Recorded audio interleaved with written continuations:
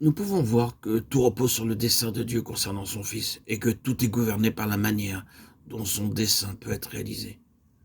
La méthode éprouvée par Dieu est celle qui doit le plus directement contribuer à un accroissement de Christ, et tout le reste est mis de côté par Dieu. L'ordre n'est pas technique, il n'est pas arbitraire, il est une expression des principes célestes qui sont établis en vue de l'accroissement de Christ. Ou bien, pour l'exprimer d'une autre manière, l'ordre est le chemin de la vie, lorsqu'il est l'ordre divin, le désordre est le chemin de la mort. Nous comprenons la vie de Jacob. Il avait commencé par le désordre naturel qui est inhérent à l'homme naturel. Il avait commencé par la sagesse et l'astuce de ce monde. Il avait été choisi pour mettre en évidence la maison de Dieu et le service en relation avec la maison de Dieu, Bethel, et pour demeurer à Bethel. C'est pourquoi cet homme doit être mis sous une discipline sévère. Il faut que tout ce qui est de l'homme naturel disparaisse.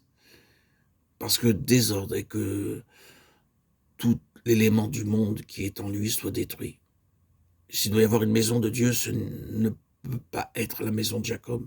Ce doit être la maison d'Israël. C'est le côté spirituel et céleste des choses. Je me demande jusqu'à quel point nous reconnaîtrons la valeur vitale de tout cela. Nous pouvons avoir beaucoup de questions, mais je crois que nous avons été mis en présence d'une chose, c'est que pour avancer vers la plénitude de la vie en Christ, il faut que le peuple de Dieu soit dans une relation spirituelle. Il doit y avoir entre les membres de Christ cette communion fraternelle qui donne une occasion à l'accroissement de Christ, de manière ordonnée.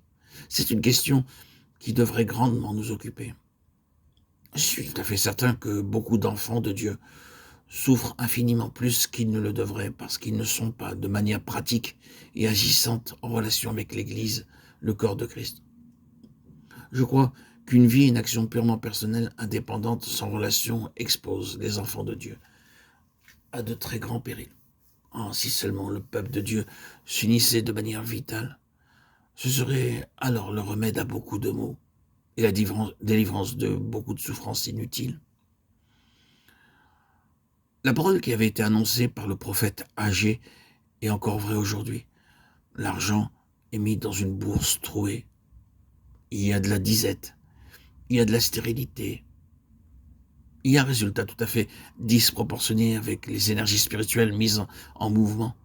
Tandis que le Seigneur questionne son peuple à ce sujet, il répond lui-même, « C'est à cause de ma maison. Si ma maison devient pour vous l'objet central, l'objet qui gouverne votre vie, vous verrez beaucoup de bénédictions là où vous n'avez maintenant aucune bénédiction. Il y aura la vie là où règne maintenant la mort. Il y aura délivrance là où règne maintenant l'esclavage. Il y aura lumière là où sont maintenant les ténèbres. Il y aura assurance là où tout n'est maintenant que déception, détresse, désolation, insuccès, non-fécondité, stérilité. Nous réalisons peu combien de souffrances de toutes sortes il y a aujourd'hui parmi les chrétiens, à cause d'une action indépendante et d'un manque de relation de la part des enfants de Dieu. Laissons-nous sonder par le Seigneur à cet égard.